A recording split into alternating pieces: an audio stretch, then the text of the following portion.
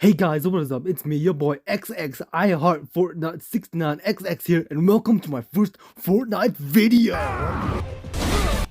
The Korean War, or as I like to call it, the Cold Lean's lore, is about a country being split into two after World War II, and then proceeding to say "no you" to one another, especially with a city named Seoul over the span of 3 years, but technically 2, because nothing of significance happened during 1952, so I don't know, man.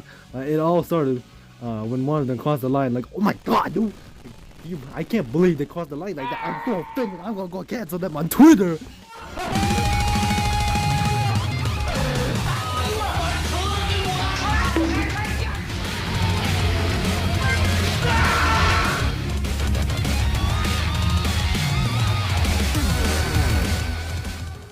On September 2nd, 1945, Japan had just surrendered, giving an end to World War II, and a little while later, two US Army officers named Dean Laras and Charles Bowen Steele gathered at Seoul within Americano area to discuss how they were gonna separate Korea for the purpose of controlled zones between the US and the Soviets. But the thing is that both of them were clueless as fuck how to do so, much like me on my first playthrough of Sekiro. He jumps! You never said he jumped either! You So they sat around for like, I don't know how long, but probably like a year later, and they still haven't decided yet, until one of them said, "Hey, let's choose this one!" and pointed at the 38th parallel, which is a barrier that was established 2 months prior to the end of World War II. Now skip past 2 years because no one cares about 1946 and 1947. There you go. Now on to 1948. Now you're gonna ask me, Kelvin, what happened during 1948 that is so important? Well, let me tell you. I don't know. Cut! Nuh-uh. Run that back right now. Well, let me tell you. There was a time that the Republic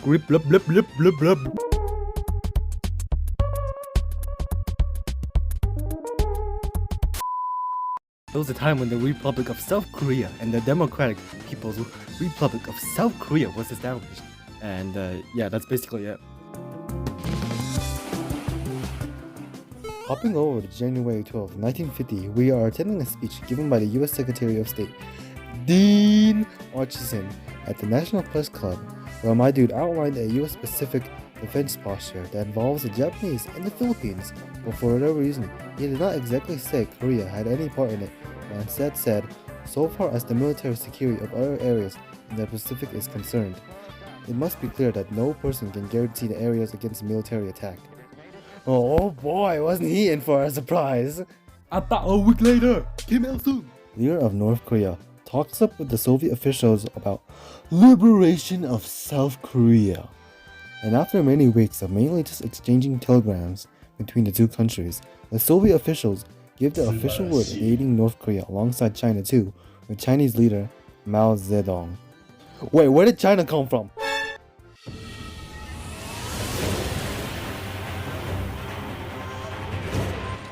The dreaded day has come to reality, as the North launches the invasion on the South with a massive artillery barrage, sending over 100,000 troops over the 30th parallel, and by response, the United Nations Security Council put Resolution 83 into action, where they authorized UN forces to provide the South with military assistance.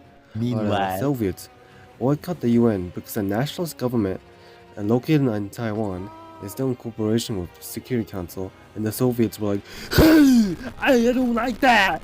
And then on the following day, Seoul plummets into control in the north. Even with the UN forces aiding the South suffer massive loss of control over the country, bringing the area of control down to a 5,000 square mile rectangle centered around the southeast port of Busan. And by the time the North invasion force has reached the Busan perimeter, the strength of the South is lacking on a massive scale, with barely any defenses to hold back against the North. Very sad. Anyways, just 3 days later, U.S. Major General Edward M. Ullman leads an infantry known as X-Corps to initiate a daring operation conceived by UN Commander General Douglas MacArthur that involves an amphibious landing at Incheon, which changed the course of the war as the North invasion force were driven back to the Upper Peninsula, and after 2 weeks, the UN, with the South, succeeded in liberating Seoul, but not for very long. During October 25th, the UN troops advanced forward into North Korea, with the bulk of their army destroyed, are aiming to secure Yalu River.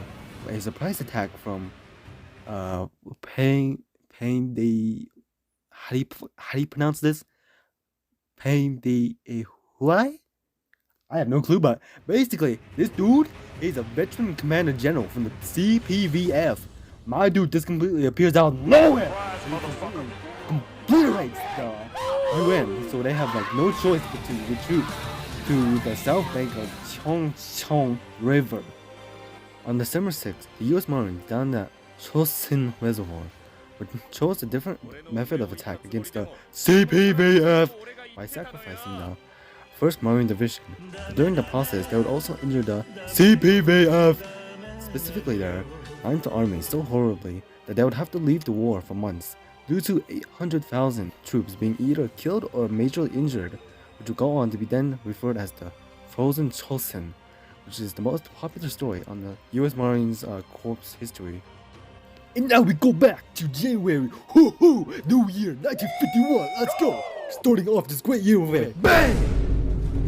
As North Korea, with Chinese forces, recapture Seoul, but then 2 months later, on March 14th, the South says, "Oh shit, here we go again," and then re-liberates Seoul, causing it to be the 4th time Seoul has changed control. But in response to that, the residents gets tired of the constant change and says, "Fuck this, I'm out." And then the population of the city has been reduced to a fraction of its pre-war size. Oh yeah! I genuinely don't know why I did that voice. With the war raging on with no end in sight, General Douglas MacArthur suggested the idea to use atomic bombs against the North to stall out the Chinese and potentially protect US territory in the South. But President Harry S. Truman saw this as completely outrageous, so after a very heated argument, Truman fires MacArthur for insubordination, and he is succeeded by Lieutenant General Matthew Ridgway. On July 10th, Truman takes the time to talk with the UN and the Chinese at Hessong with negotiations, but it does not stop the war, as the war goes on to fight mindlessly for another 2 years.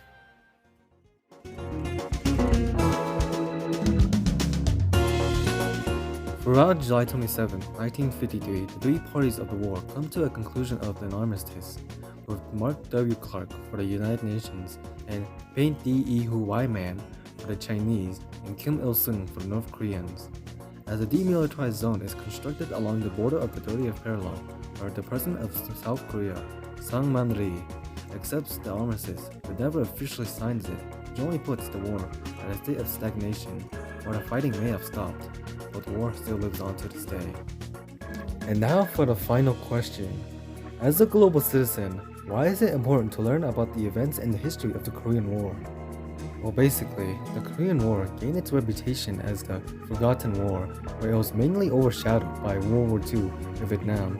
But it also explains the reason why 2 Koreas exist and how they came to be as we know them today.